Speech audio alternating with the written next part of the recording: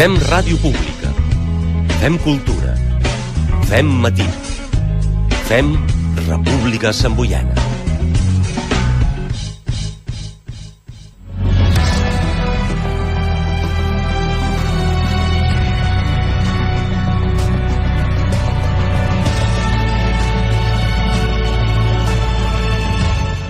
L'entrevista de la República Samboiana.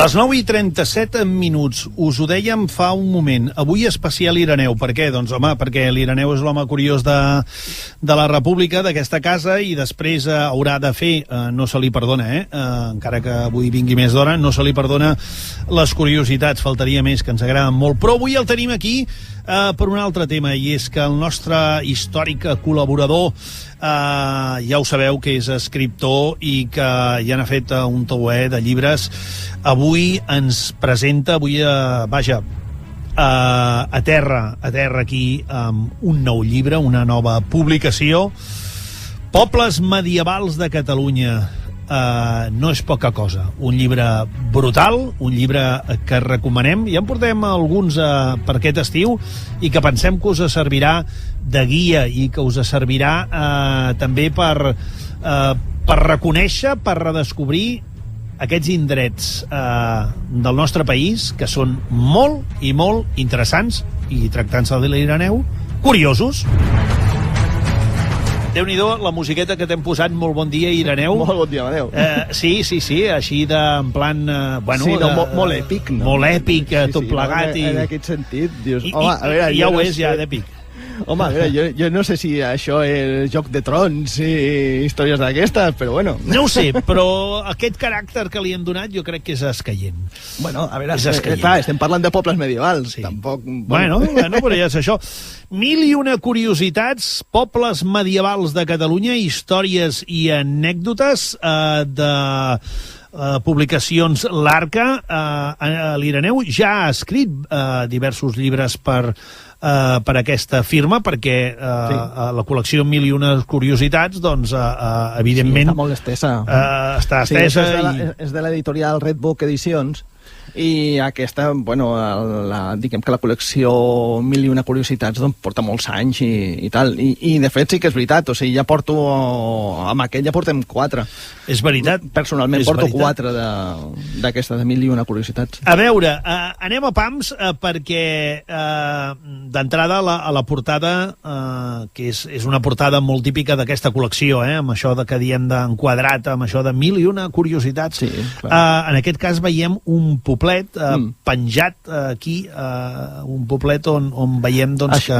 Aquest poble sí? És Rupit. El que passa que tenim la visió normalment sempre aquell del pont, aquell de fusta, aquell que travessa i tot això, tenim aquella visió, i aquest està fet des del fons de la riera aquella que travessa el pont. Clar, de tal forma que dona una altra perspectiva al mateix poble, o sigui, ja fa bé, o sigui, ja diguem que dona una bona imatge del que és el llibre, no? És una altra forma de veure el mateix de... Per això deia, el veiem penjat, amb el bon sentit de la paraula. Sí, clar, perquè veus un contrapicat d'aquests de baix cap amunt, i normalment Rupit sempre el veus o en pla o allà al costat del pont aquell. Sí, senyor. Sempre diem, Ireneu, quan presentem un llibre, tu prou que ho saps, sempre diem, del llibre no s'ha de parlar, el llibre s'ha de llegir. Home, el que passa que estem parlant de com el podrien denominar, no tan sols un llibre de curiositats, i en aquest cas curiositats geogràfiques, sinó que és pràcticament és una guia. Sí, de fet... És una guia. A veure, de fet no és una guia com a tal, però pot servir com a guia.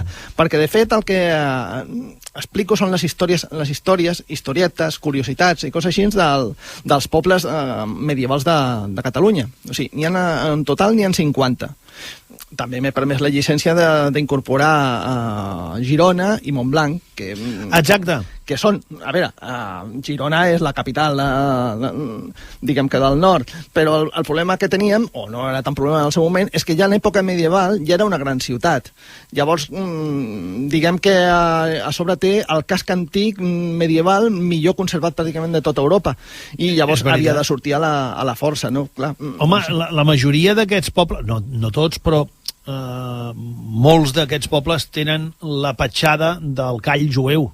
Sí, clar. Importantíssim, també. Clar, això. És que contem que això és correspon... A veure, també hem de començar pensant que el que diem pobles medievals, com de medieval n'hi ha poca cosa. Clar. En tots. Per què? Perquè tot això són pobles vius. O sigui que, de fet, ja té diguem que una habitació contínua durant els últims 800 o 1.000 anys, fins i tot.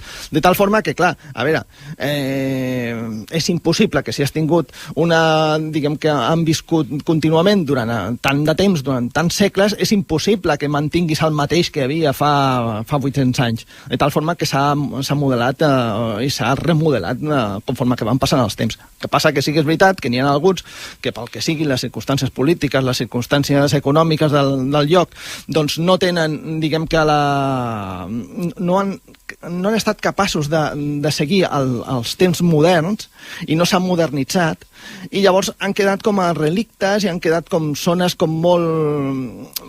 diguem que amb molt de sabor, doncs aquell antic, que tu veus les cases, aquelles així de pedra vista, els, diguem que carrers costeruts, estrets, així com... que recorden molt l'època medieval. No en va, al començament del llibre, ara parlarem del pròleg, al començament del llibre diu Catalunya, una herència medieval, i el llibre, doncs, està repartit, o digue-li com vulguis, per capítols. Clar, persones. Clar, per zones. Comencem, per exemple, per l'Empordà, Empordà Nord, on, home, evidentment, l'Empordà i l'Empordà en general, doncs, evidentment, hi trobem molts vestigis medievals. El que tenim és que, clar, va, diguem, com ho estàs dient, doncs va estar zonificat de dalt cap a baix. També és veritat que la majoria de pobles estan més aviat diguem que la meitat nord de Catalunya, el que podríem dir la Catalunya Vella. Però això és simplement qüestió històrica, perquè la Reconquesta va anar passant lentament des del nord cap al sud, i llavors el temps va passant i, lògicament, quan més cap al sud hi anaves, doncs més difícil és de trobar coses passades, no? Medievals i tal. Hi ha alguna cosa, també en surten, però diguem que el gruix dels pobles, diguem que d'arrel medieval, els trobem sobretot el que és el terç nord. Perquè justament va ser on va tenir menys, diguem que la petjada musulmana va tenir menys recorregut temporal, i llavors és on es troben aquest tipus de pobles. Tanmateix també en trobem de pobles medievals a llocs que fins i tot la gent potser no s'imaginava, o que la gent no ho coneix tant, en d'altres indrets. Ara en parlarem, però volia aturar-me un moment al pròleg. El pròleg s'ha de llegir, evidentment.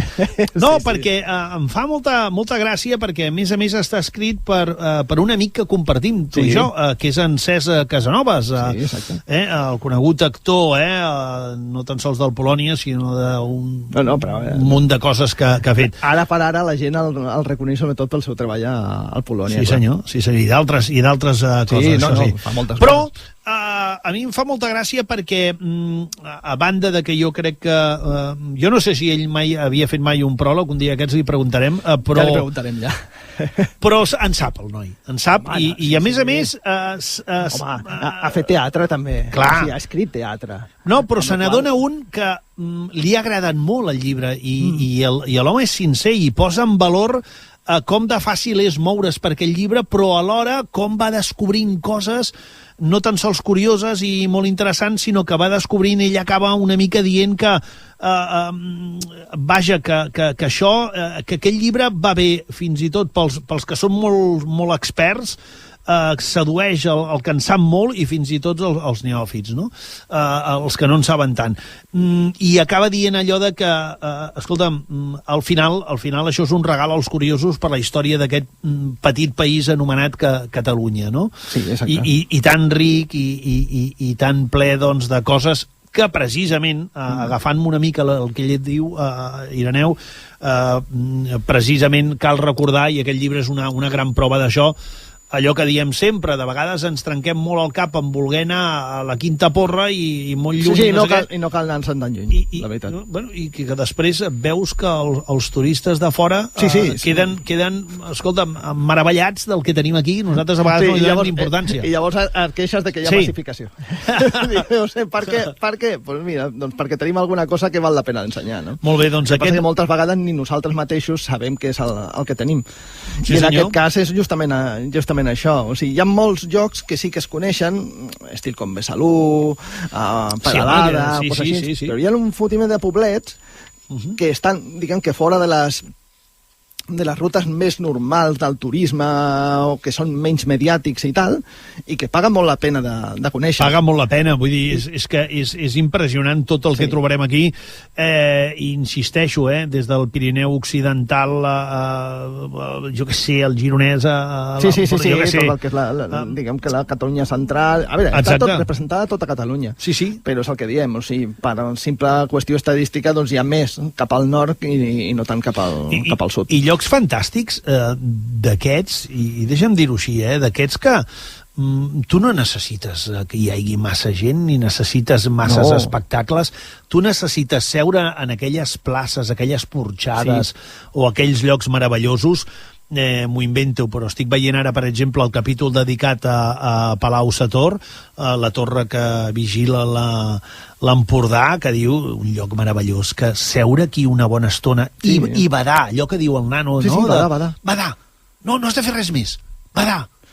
Estar tranquil. I deixar que passin coses i tu anar a cullerades, anar digerint tot allò. Sí, perquè clar, diguem que les pedres, vulguis que no, el que et desprenen és tota la història que ha tingut aquell indret, no?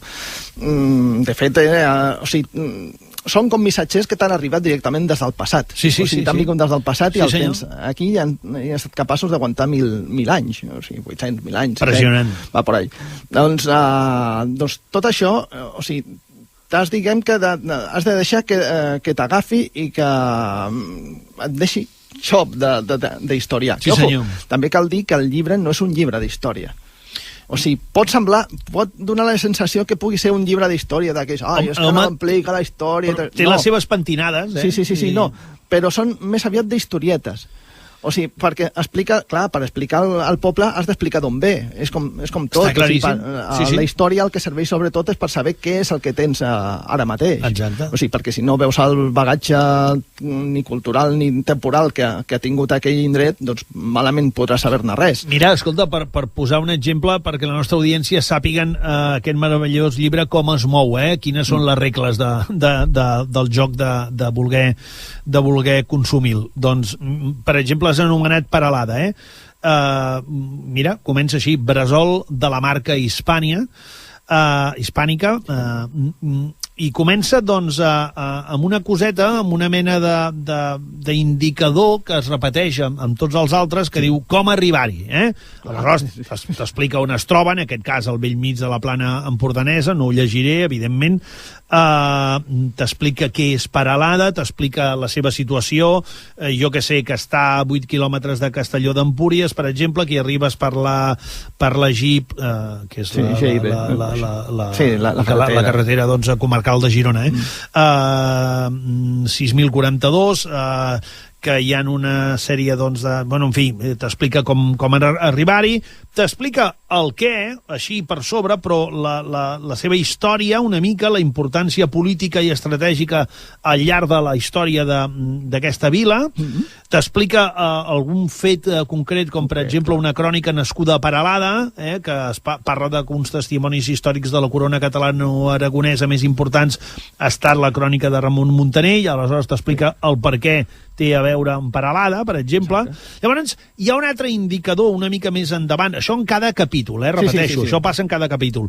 Hi ha fotografia, evidentment, en algunes n'hi ha més d'una, però vaja, el seu és una fotografia que identifica doncs, el cor de perquè no te la vila. El poble del costat. Clar. I llavors hi ha un net indicador que diu el moment. Explica exactament un tema molt concret de potser una època de l'any on resulta que ha passat quelcom, o que aquest moment va... És el moment en què, diguem que és millor per visitar aquell poble.